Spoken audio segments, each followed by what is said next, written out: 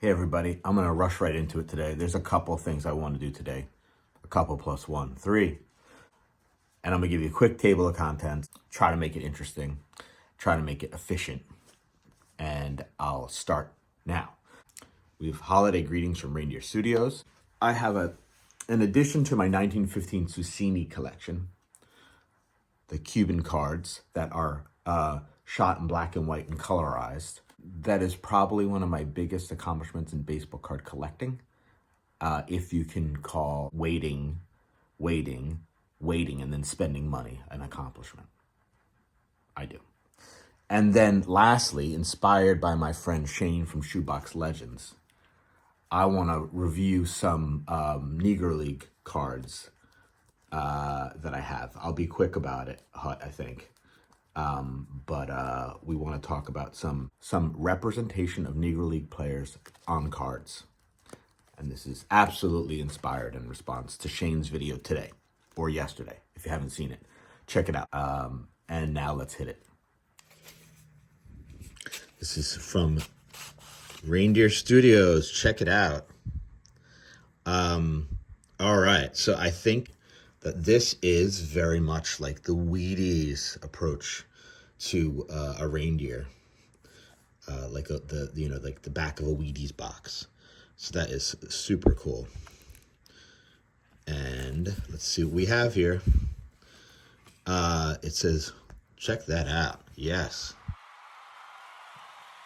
Just like a bowl of Wheaties fuels superstars on the field, I hope this season fuels your spirit with health and happiness. May your days be merry and the glow of the season be as bright as stadium lights on a starry night. Hey, Doug, there are best friends, and then there are best friends. You, sir, are a best friend. I hope you and your family have a very Merry Christmas. Your bestie, Scott. I love it. I love it. Artwork from Scott. That is some sweet, sweet stuff. I love it. Add it to my collection of Scott cards. I'm now growing a collection of Scott cards, and I love it. Thank you so much, Scott. As always. And there we have it. Sweet! Okay, now moving into one of the most difficult feats for me in my collection. These are the two cards that represent it. Top card is a 1934 R&J Hill. It is a card that represents Tris Speaker. Just a little post his playing days. It says Tris Speaker on the card.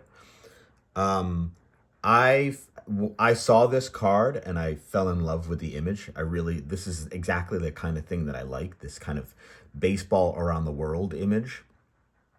What I didn't know when I first found this card is that the image was from 1915 or thereabouts, and it had been featured on a Cuban card, a Susini card, which is represented on the bottom there.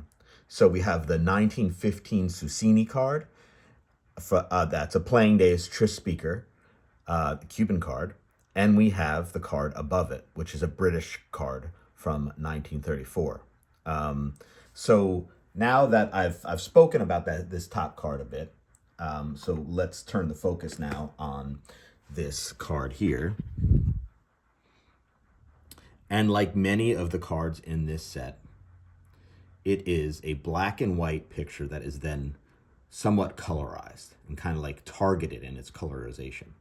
And here you can see the targeted colorization is the green grass. I don't think they've even attempted to colorize anything else, which I think gives it a really cool look. And then we have here that this is part of, I'm not going to pronounce this right. Orlando was helping with me with this yesterday. Obsequio de Susini, which I think means gifts from Susini or gifts of Susini. So this set is something like 1,300 images that span various topics. I think cards in the set 200 through 250 represent sports. And this is number 202. This is the card that represents Tris Speaker. There's another card that represents Red Murray. It's either 201 or 203. And I think there's another baseball card. There's about 30 of these graded through SGC and PSA, something like that. The same goes for the R&J Hill card. They're very similar in their graded population. So having both of these cards, maybe the most difficult feat for me in my collecting. Something that I had intended to do once I realized that this image was represented on both cards. Going into Susini a little bit here. This is another card from the 200 to 250 sports. This is 216. Now, one thing about this card is it does not seem colorized. I'm not sure if maybe the color faded. Maybe it's like sun faded. I don't know, what is this? Equestrian, something like that. A little while back, I wanted to see what these Susini cards look like. So I bought a couple of extremely inexpensive ones. This one represents Japan, and you can see the black and white picture, and then it's colorized. This one still says Obsequio Decini. This is, I guess, number 7, card number 7. Could that be right? Yeah, I guess this is card number 7. So this is early in the series. And then Mexico, another, I think, beautiful colorization of a black and white picture from 1915.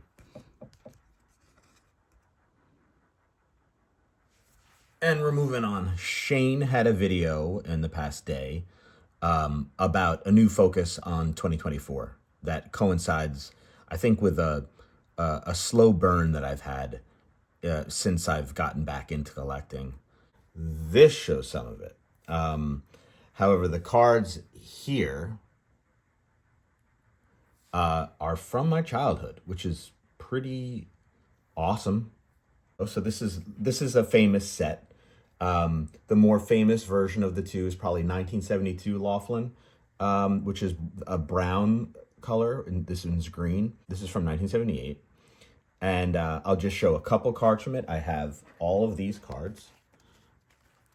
And a couple of cards that are standouts for me, at least for now, are Turkey Stearns. If you look at his stats, it's pretty remarkable with just the limited amount of information that they collected on these guys in those days. I think he played from like 1920 to 1940. He had remarkable stats, like really great advanced analytics. He was a really great player. Another here is Sam Bankhead, the brother of Dan Bankhead, who was the first